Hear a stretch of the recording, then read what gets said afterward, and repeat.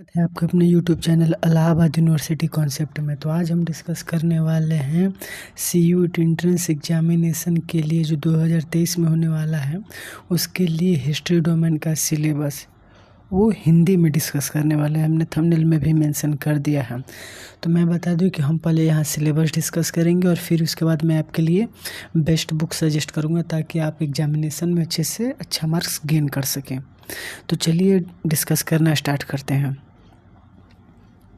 तो मैं यहाँ बता दूँ, यहाँ फर्स्ट यूनिट में है प्रारंभिक शहरों की कहानी, हड़प्पा पुरातत्व यानी एंशिएंट हिस्ट्री का है। तो इसमें हम लोग को व्यापक अवलोकन के बारे में पढ़ना है। प्रारंभिक शहरी केंद्र ने जो हड़प्पा सभ्यता के जो शहरी केंद्र थे उनके बारे में। तो यहाँ क्या मेंशन है, खोज की कहानी पढ़ना है। हड़प्पा सभ्यता की खोज कब हुई, कैसे हुई और कहाँ पर हुई।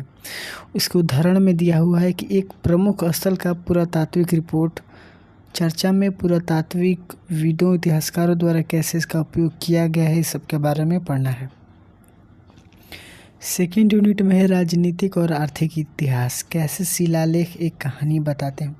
यानी जैसे हम लोग को कैसे पता चला कि जैसे हड़प्पा सभ्यता की ही हैं, हड़प्पा सभ्यता के ही जो अवशेष है वो हड़प्पा सभ्यता के ही हैं। तो हम लोग को कैसा पता चलता है, तो शिलालेख से ही पता चलता है। तो देखिए इसमें क्या है कि व्यापक अवलोकन में मौर्य काल से गुप्त काल तक का राजनीतिक और आर्थिक इतिहास पढ़ना है। खोज की कहानी, शिलालेख और लिपि की व्याख्या, राजनीतिक और आर्थिक इतिहास की समझ में बदलाव। उदाहरण में है अशोक की शिलालेख और गुप्तकालीन भूमि अनुदान। चर्चा में क्या है, तो इतिहासकारों द्वारा शिलालेखों की व्याख्या। थर्ड यूनिट में है महाभारत का उपयोग करते हुए सामाजिक इतिहास। व्यापक अवलोकन में पढ़ना है जाति, वर्ग, बंधुत्व और लिंग सहित सामाजिक इतिहास के मुद्दे। खोज की कहानी, महाभारत का प्रसारण और प्रकाशन। उदाहरण में है महाभारत से यह दर्शाता है कि इतिहासकारों ने इसका उपयोग कैसे किया है। फोर्थ यूनिट में बौद्ध धर्म का इतिहास, जिसमें सांची स्तूप है, उसके बारे में थोड़ा ज़्यादा पढ़ना होगा। व्यापक अवलोकन में वैदिक धर्म, जैन धर्म, वैष्णववाद, शैववाद के धार्मिक इतिहास की एक संक्षिप्त समीक्षा। यानी पूछ देगा कि वैदिक धर्म में प्रमुख कौन से देवता हैं या कौन से आचार्य हैं उनके बारे में, या जैन धर्म के कौन से संस्थापक हुए या गुरु हुए, वैष्णववाद शैववाद के भी जो आचार्य हुए उनके बारे में पूछ लेगा।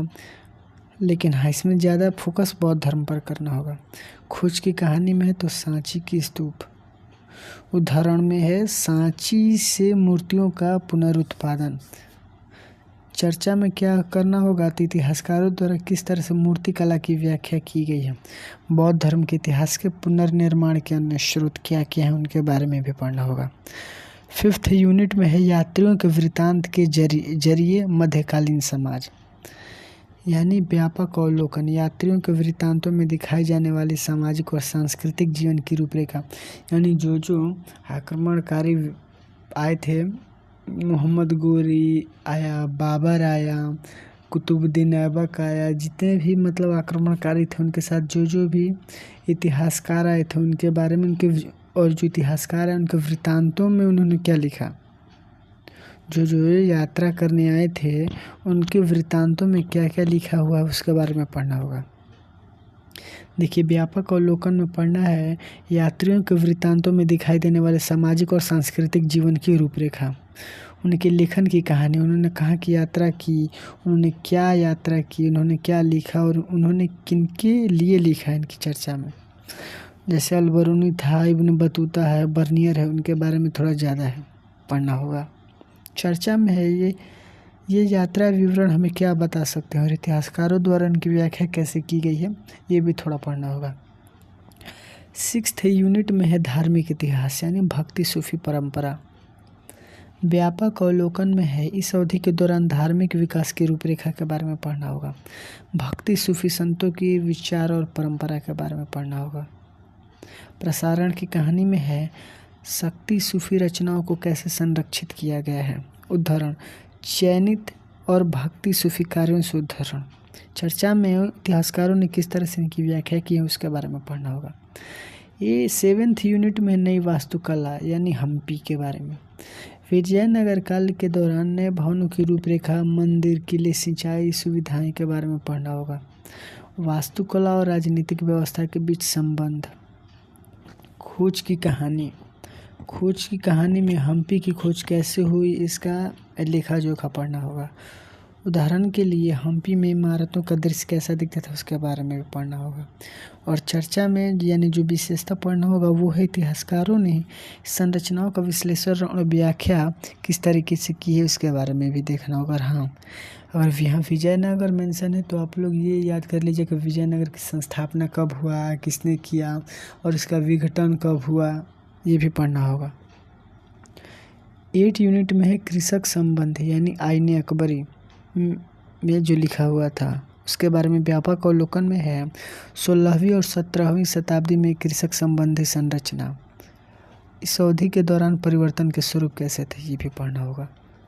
खोज की कहानी, आईने अकबरी के संकलन और अनुवाद का विवरण। चर्चा में इतिहासकारों ने इतिहास के पुनर्निर्माण के लिए किस तरह से पाठ का उपयोग किया है ये भी पढ़ना होगा।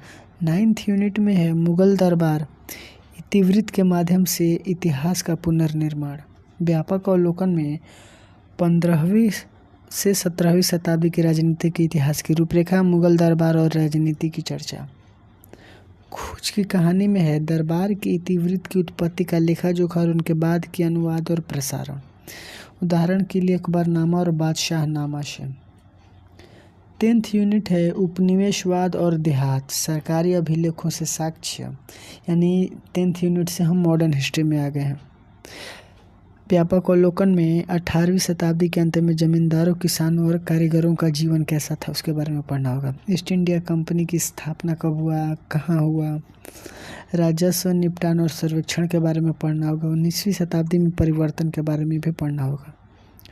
सरकारी अभिलेखों की कहानी यानी देहातों में सरकारी जांच क्यों की गई और किस प्रकार के रिकॉर्ड और रिपोर्ट तैयार की गई इसका लेखा जोखा। उदाहरण के लिए फर्मिंगर की 5वीं रिपोर्ट से फ्रांसिस बुकानन हैमिल्टन के लेख और डक्कन दंगा रिपोर्ट। 11th यूनिट में 1857 का प्रतिनिधित्व यानी व्यापक अवलोकन में पढ़ना होगा कि 1857 से 58 की घटनाएं कौन कौन सी थी। यानी जैसे लखनऊ से बेगम हजरत महल ने इसका नेतृत्व किया, बिहार के जमशेदपुर से वीर कुंवर सिंह ने नेतृत्व किया, यानी देश के भिन्न भिन्न नगरों से कौन कौन यानी 1857 की क्रांति का नेतृत्व किया ये पूछ सकता है। इन घटनाओं को कैसे दर्ज और वर्णित किया गया था, केंद्र लखनऊ था। और हाँ, इसको 1857 की क्रांति को पहला स्वतंत्रता संग्राम किसने कहा था ये भी याद कर लीजिएगा। 13th यूनिट में है समकालीन दृष्टिकोण से महात्मा गांधी। व्यापक अवलोकन में राष्ट्रवादी आंदोलन 1918 से 48 तक का पढ़ना होगा। गांधीवादी राजनीति और नेतृत्व की प्रकृति। केंद्र में 1931 में महात्मा गांधी। उदाहरण के लिए अंग्रेजी और भारतीय भाषा के समाचार पत्रों और अन्य समकालीन लेखों के दस्तावेज। चर्चा में समाचार पत्र इतिहास का स्रोत कैसे हो सकते हैं। महात्मा गांधी की कौन कौन सी पुस्तकें थी और कौन कौन ने उन्होंने लेख लिखा या समाचार पत्रों का संपादन किया वो भी याद कर लीजिएगा। 14th यूनिट में मौखिक स्रोतों के जरिए विभाजन। व्यापक अवलोकन में 1940 के दशक का इतिहास। बी में राष्ट्रवाद, सांप्रदायिकता और विभाजन। केंद्र पंजाब और बंगाल, क्योंकि एक तरह से देखा जाए तो पंजाब का भी विभाजन हुआ था और बंगाल का भी विभाजन हुआ था। उदाहरण के लिए उन लोगों के मौखिक गवाह जिन्होंने विभाजन का अनुभव किया। चर्चा घटना के इतिहास के पुनर्निर्माण के लिए उनका विश्लेषण करने के तरीके। 15th यूनिट में संविधान का निर्माण कैसे हुआ। व्यापक अवलोकन में स्वतंत्रता और नया राष्ट्र राज्य। बी में है संविधान का निर्माण। केंद्र में सबसे ज़्यादा क्या पढ़ना होगा, संविधान सभा की बहस। उदाहरण के लिए वाद विवाद जो यानी जो डिबेट हुआ था उसके बारे में। ऐसी भाषाएं क्या प्रकट करती है और उनका विश्लेषण कैसे किया जा सकता है। तो यही 15 यूनिट थे जिसमें एंशिएंट, मिडिवल और मॉडर्न थे। तो जैसा मैंने आप लोगों को कहा था कि मैं यहाँ पहले सिलेबस डिस्कस करूँगा और फिर आपके लिए बेस्ट बुक रिकमेंड करूँगा। तो मैं यहाँ आपको पहला जो बेस्ट बुक रिकमेंड करने वाला हूँ वो है ओसवाल का महेश वर्णवाल का जो एनसीईआरटी का कंपाइलेशन आता है उसको आप पढ़ लीजिएगा। जो 11th और 12th दोनों का कंपाइलेशन है और पूरा अच्छे से पूरा इसमें एंशिएंट हिस्ट्री भी कवर है, मिडिवल भी कवर है और मॉडर्न भी कवर है और काफ़ी अच्छे से कवर है। तो एक महेश वर्णवाल का एनसीईआरटी जो समरी आता है वो ले लीजिएगा, पढ़ लीजिएगा। और दूसरा है अरिहंत का। अरिहंत में एनसीईआरटी का एमसीक्यू आता है, उससे आप प्रैक्टिस कर लीजिएगा। ये 2 बुक काफ़ी हैं आपके लिए एनसीईआरटी अगर आपका डोमेन सिलेबस है तो। और भी कि डोमेन सिलेबस है सीयूटी एंट्रेंस एग्जामिनेशन के लिए, अगर आपको कोई और भी डोमेन सब्जेक्ट है जिसको आपने चूज किया तो आप कमेंट बॉक्स में बताएं, मैं उसका भी सिलेबस अपलोड कर दूंगा। तो और हाँ, अगर आपने अब तक सब्सक्राइब नहीं किया चैनल को तो प्लीज़ सब्सक्राइब कर दीजिए। This is the end of video and God bless you all.